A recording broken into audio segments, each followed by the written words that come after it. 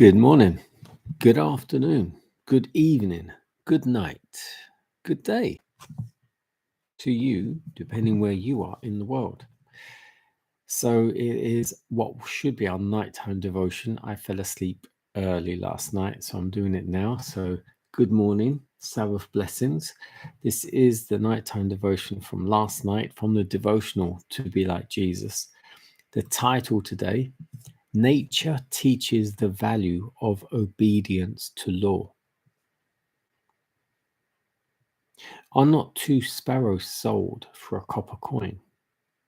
And not one of them falls to the ground apart from your Father's will.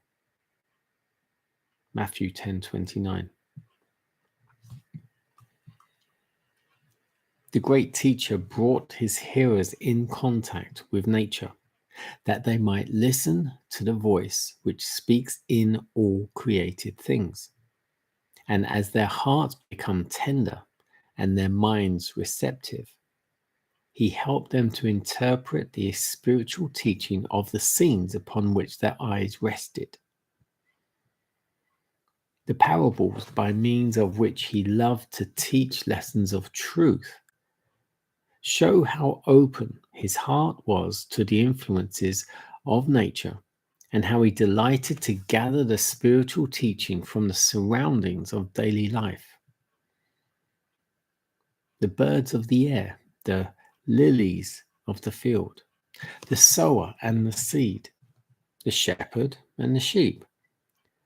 With these, Christ illustrated immortal truth.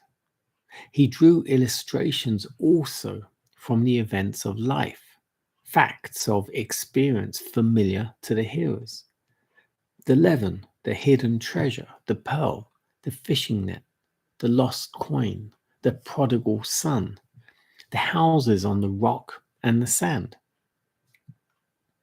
In his lessons, there was something to interest every mind, to appeal to every heart. Thus, the daily task, instead of being a mere round of toil, bereft of higher thoughts, was brightened and uplifted by constant reminders of the spiritual and the unseen. So we should teach.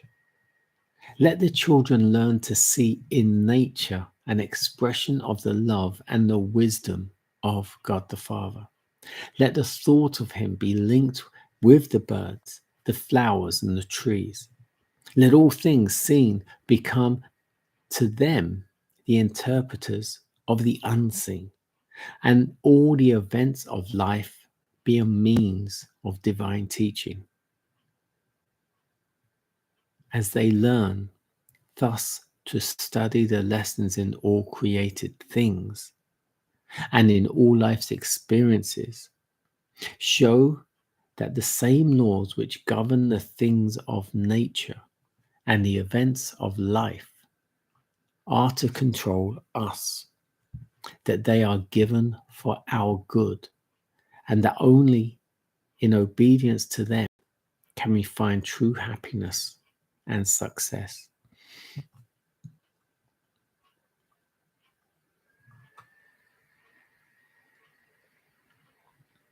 As I've said before, we are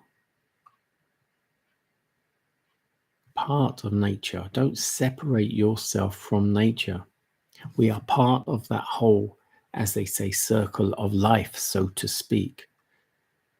We need, as I've said before, we need the trees and the plants and the vegetables and the water to live. The trees need us because they breathe carbon dioxide and breathe out. No, they breathe in carbon dioxide and breathe out oxygen. And we do the opposite. We breathe in oxygen, breathe out carbon dioxide.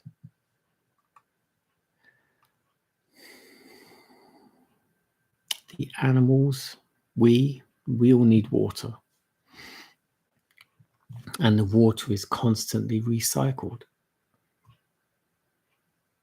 The sun evaporates the water and takes it up. And when it goes up, it collects and then comes down. And it's a constant cycle.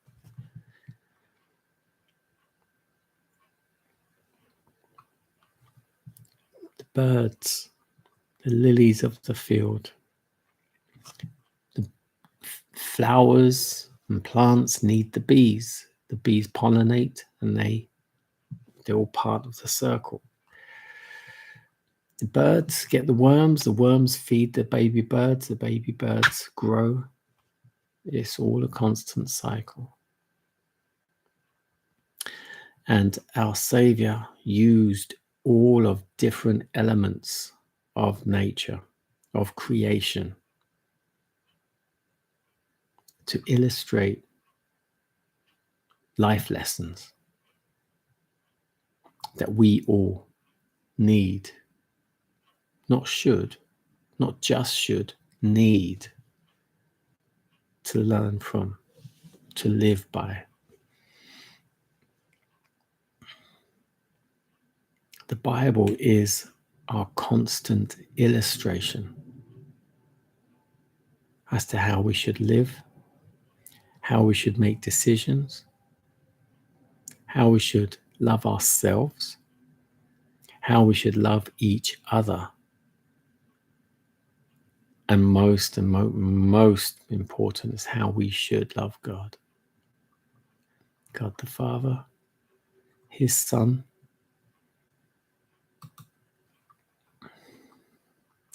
It is all, at the end of the day, it's all about Him. It's all about the Creator and the Savior. If we keep them at the forefront of our minds,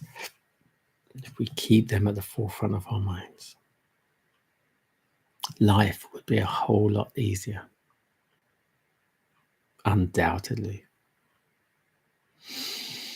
It is Sabbath. Have a good Sabbath and keep in mind why we celebrate the Sabbath and we rest on Sabbath.